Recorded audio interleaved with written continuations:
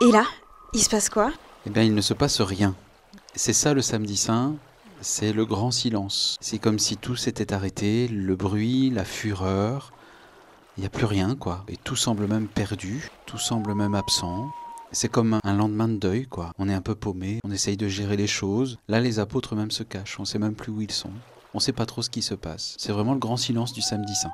Et là, nous sommes juste avant la résurrection, c'est le silence. Est-ce qu'on pourrait dire que c'est un petit peu le calme avant la tempête? Hier vendredi, on disait déjà qu'il y avait comme des veilleuses qui s'allumaient. Et bien ces petites veilleuses-là, c'est comme une étincelle qui va créer un immense incendie et qui est le symbole de la résurrection. Dans tout ce silence du samedi saint, tout s'arrête, on dirait, ou tout commence plutôt, dans cette vigile pascale qui a lieu le samedi saint au soir, alors que l'Église a passé toute sa journée dans le silence le plus total. Il y a quelque chose qui est en train de ranimer la flamme, l'étincelle qui va libérer le feu nouveau, comme on dit, qui est l'incendie qui va éclairer l'Église, qui va illuminer l'Église. On pourrait dire qu'il est le symbole de la résurrection, ce feu qui jaillit au cœur de la nuit. Le samedi saint, quelque part, c'est les braises sur lesquelles on va souffler. C'est comme si en fait, il restait un peu de cendre, on ne voyait pas le feu, mais il est bien là.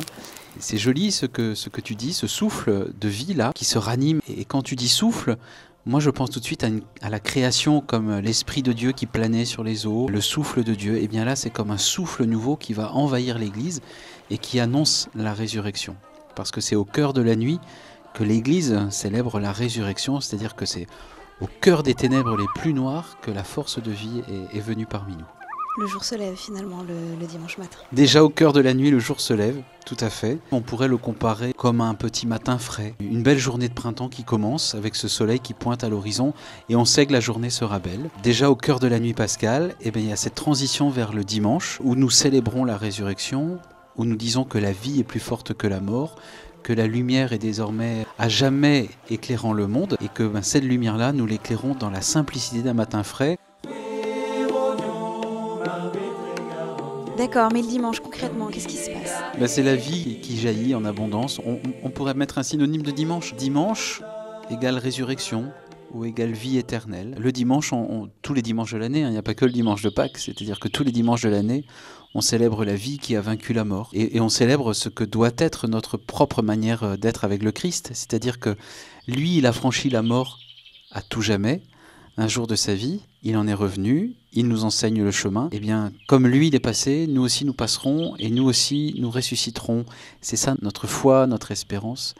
Et peut-être que le dimanche de Pâques, ce qui nous soutient le plus, ce qui nous fait vivre le plus, c'est simplement ce mot qu'on trouve dans une profession de foi, je crois en la vie éternelle. C'est ce qui nous anime et c'est ce qui nous fait dire, ouais, Jésus est passé, il nous enseigne le chemin et à nous de le suivre et quelque part même, il nous entraîne vers cette résurrection qui est déjà commencer en nous, quoi. Jésus serait notre veilleur. Exactement. C'est le grand veilleur par excellence, en tout cas celui qui nous donne sa lumière. Nous, on a des lumières en nous, mais qui sont parfois un peu faibles, un peu fortes, ça dépend de nos humeurs, de nos moments. Lui, c'est la lumière éternelle, donc une lumière vivante qui ne finit pas et qu'il nous promet. Il nous dit que le tout de notre vie, ça s'arrête pas dans un cimetière. C'est la vie éternelle qui nous est promis, une vie qui continue. Et tout le sens de la semaine que nous avons vécue, elle se résume dans ce mot de vie qui nous est donné en abondance. Le Christ ne nous a pas menti, il a dit qu'il ressuscitera, il est ressuscité et il nous entraîne.